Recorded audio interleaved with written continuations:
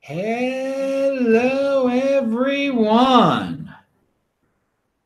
This is Adam Meister, the Bitcoin Meister, the Disrupt Meister. Welcome to the One Bitcoin Show. Today is September the 26th.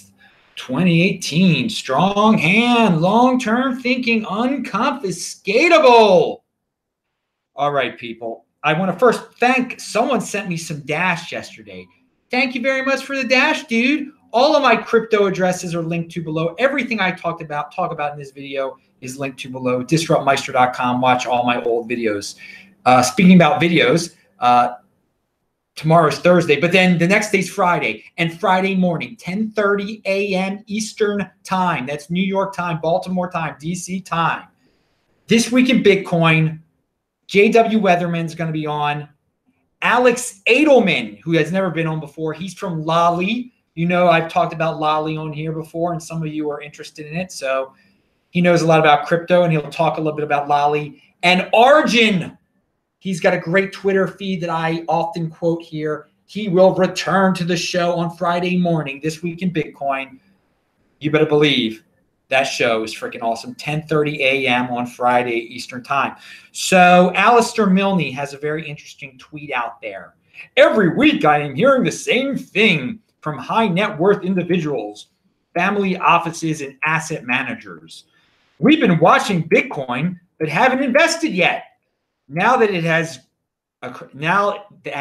had a correction, we are interested in getting involved. Hey, man, that is good news. But someone replied to that and they said, I get this from high net worth individuals. I only want Bitcoin if it's available in an ETF. I don't want to deal with the complexity of storing and securing the Bitcoins. Hey, well, if you're a high net worth individual and you were concerned about the price and you're concerned about storing it, well, hey, man, just wait a little longer. Your ETFs are going to come along. Remember, I was on Andy Hoffman's show. It's actually linked to below, by the way, earlier today. And I specifically said that, you know, all these great things are going to happen, or some people aren't going to consider an ETF to be great, but so many things that we've been talking about for a while, the next steps for Bitcoin to take, they're going to happen. It's just a matter of time. People get very nervous and weak-handed when they don't happen tomorrow or when there's an ETF denial. It's going to happen. You have to have a long-term mindset. You can't be impulsive. Again, I can remember in 2013 when there was nothing. So much has happened since 2013 in this space. I mean, there were so few exchanges. There were so few coins. And no such thing as an ICO. No such thing as a crypto dividend back then. So much has changed. It's just you just got to stand still and wait. So anyway, it's good that high net worth, I mean, again, this is not a scientific study. We got two guys out there saying high net worth individuals are just getting ready. And yeah, it's just a matter of time. They're going to pour in here. And maybe some of them will even watch this video and pound that freaking like button, people. Yeah. Remember, follow me on Twitter at TechBalt, TechBalt. And, of course, you can get T-shirts and Trezor linked to below. And, yeah, you should get a Trezor and not wait around to buy some ETF or use some custodial service like these rich people are going to, like these high net worth individuals. Hey, you should want to be a high net worth individual. And here's a tip for you. In order to become a high net worth individual, don't wait until they pile into Bitcoin. Learn personal responsibility. Learn how that Trezor works. Get your Bitcoin on there before they even contact their stockbroker to do all the dirty work for them in the near future. I don't know when these ETFs are going to come. I don't know when. And frankly, I don't care because I just know they're going to happen and I am holding, and you know, Bitcoin is the rock and I got the strongest of the hands, baby. All right.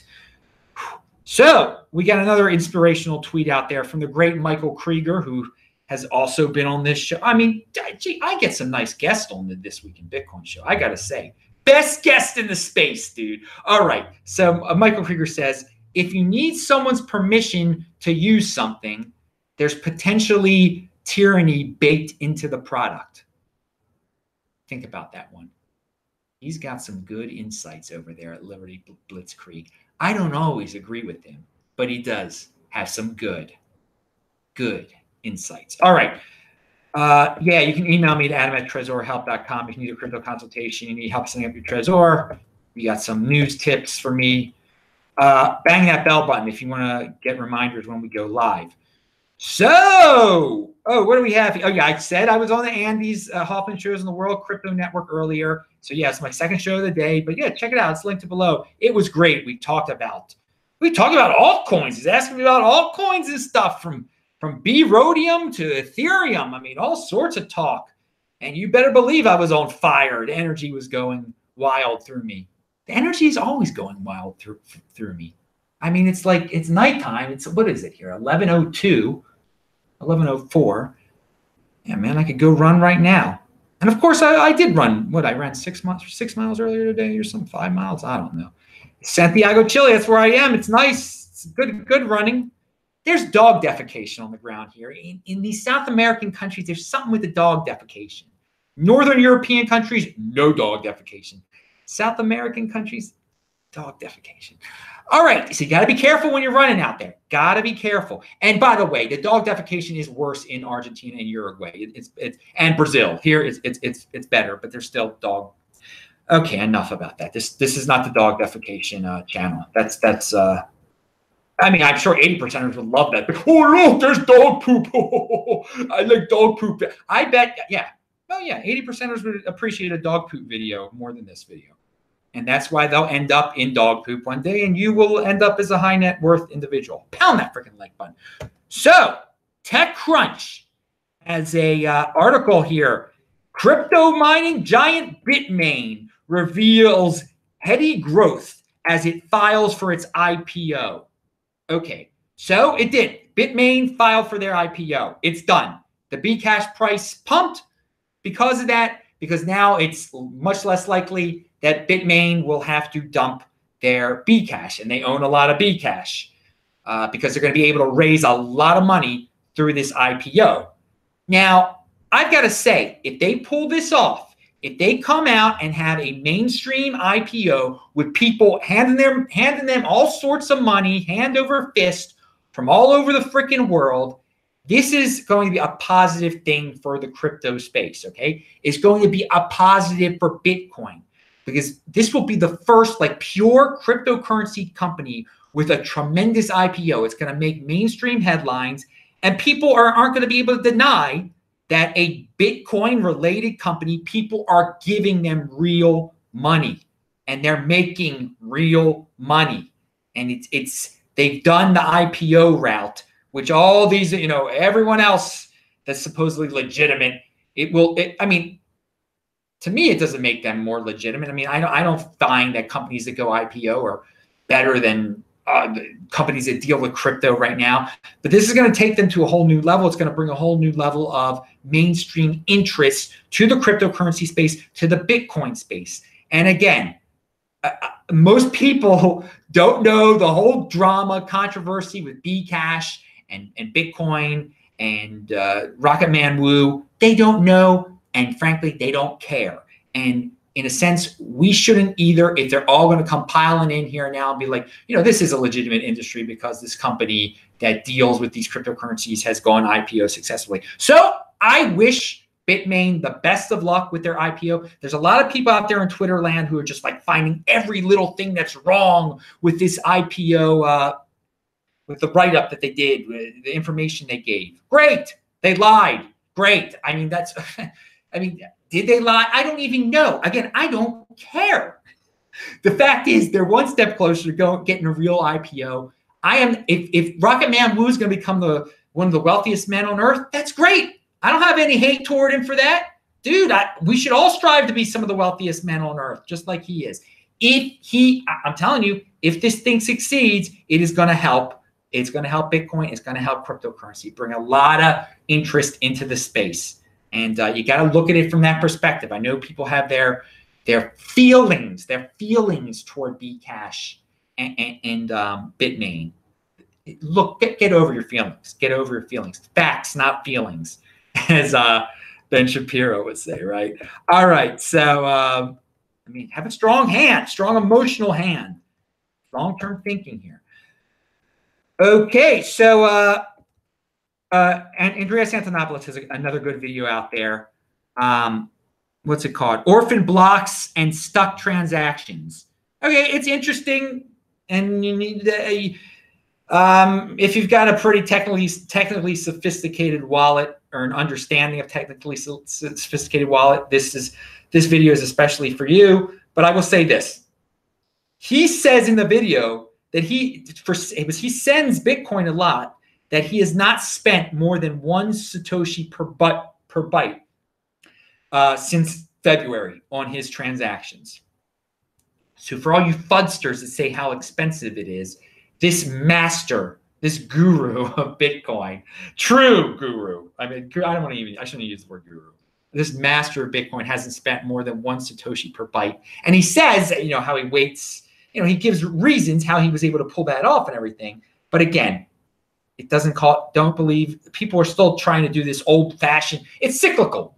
They pull up old FUD. It's expensive to send Bitcoin. It's not expensive to send Bitcoin. All right. And again, you can go to the site. I also linked to the site, bitcoinfees.earn.com, if you want to see how expensive it is right now to send your Bitcoin. Pound that freaking like button. All right. So Coinbase. Oh, my God.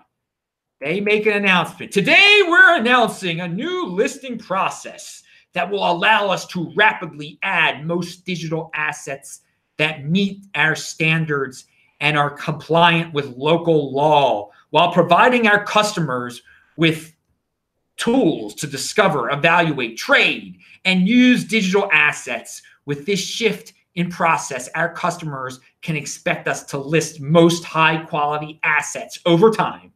If you've developed a new digital asset and it has passed an independent legal and security review, apply to list your asset on Coinbase today.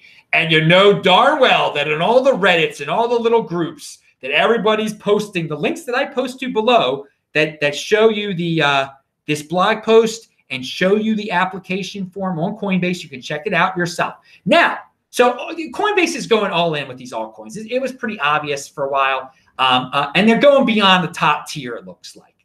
And they're not going to just, you're not just going to be able to store them there. You will be able to buy and sell them there for fiat. So it is going to open up eventually. We're going to have some non-first tier altcoins on there that all sorts of Americans, 80%ers and 20%ers are going to be able to use their fiat on to purchase.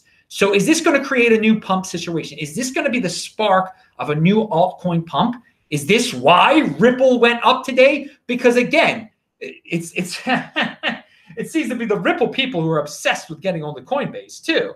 And maybe this is a sign they're one step closer. This is actually a sign that, yeah, they probably will get on there sooner than later. And it is interesting. The Whale Panda has another take on this, and I'm going to read what he said.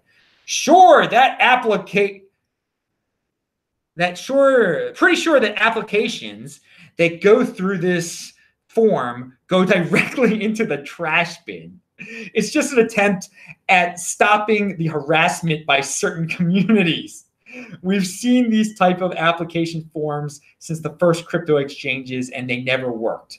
Okay, that's an interesting take on it. He's referring to, I guess, Ripple harassment there.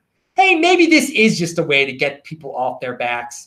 I think maybe it's a combo of that and, hey, they want to streamline the process. They don't want to be accused of favoritism, and I think they want to be open and transparent here, or appear to be open and transparent. So we shall see how this develops. I mean, it might be a year from now, like they'll be selling 50. I mean, if a year from now, if they are selling like 50 altcoins on there,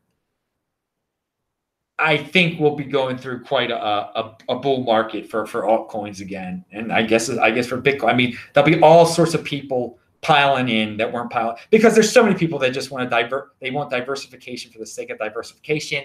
They want the next Bitcoin. They don't understand Bitcoin is the next Bitcoin. And of course, they value their wealth in fiat, not value their wealth in Bitcoin. So they're going to be like, oh, that one went up so much in dollars, not realizing how much it's going up in terms of how much is going down in terms of Bitcoin. They'd be better off holding their Bitcoin. Rafterman R, thanks for the $2 super chat, dude. Keep up the good word and work, Adam. Well, thank you, Rafterman R. I appreciate it, dude. Okay. Whale Panda had his take on that. Okay, chain analysis. They have a blog. They have a new report. You can check it out. It's linked to below. Today, we're excited to provide freshly updated data through August 2018 and discuss our central takeaway that Bitcoin investors and speculators have held their positions over the summer.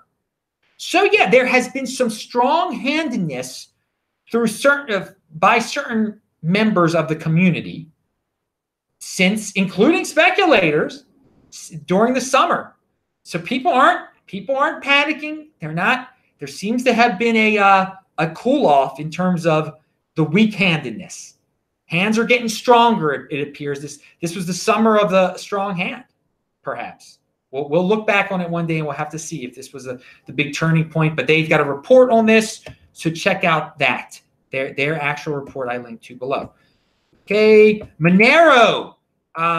They had something called the burning bug, and they have a full report onto it. I linked to it in the Matt Odell tweet below.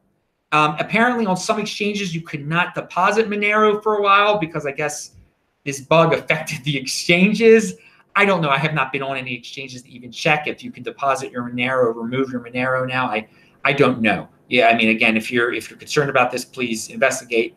But this is what he said. A bug in the wallet software allowed a determined attacker to cause significant damage to organizations present in the Monero ecosystem. I assume that's exchanges, with minimal cost. Fortunately, the bug did not affect the protocol, and thus the coin supply was not affected. Okay, so we had some Monero issues 2 days ago and yesterday. So I should have mentioned it yesterday, actually. I did stumble upon that tweet, but I didn't put it in there. So now you get to hear about Monero. All right.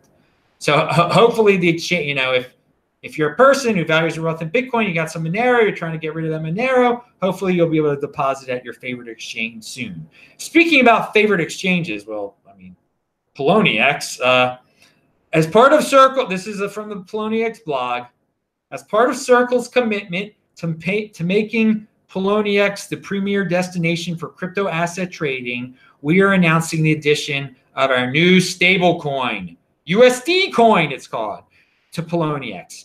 USD coin serves as a bridge between dollars and trading on Poloniex. All right, all you stablecoin people, this is just the beginning of stablecoin madness. I guess all the exchanges will have their own. We're nowhere near peak stablecoin. As you can tell, I'm not very excited. It'll just convince more people to trade, and they will end up losing their precious Bitcoin because they'll be weak hands. They're like, oh, this makes it easier. I don't have to worry about dollars. I don't have to worry about taxes. And you do have to worry about taxes. But they're going to think, oh, this makes it all this, that, and the other. They're not giving away my information. Even though I'm giving them my social security number, you do have to give Poloniex your social security number. No, these stable coins are great. Yes. Now, first of all, don't let stable coins, they're not, tether all of them. Ignore them.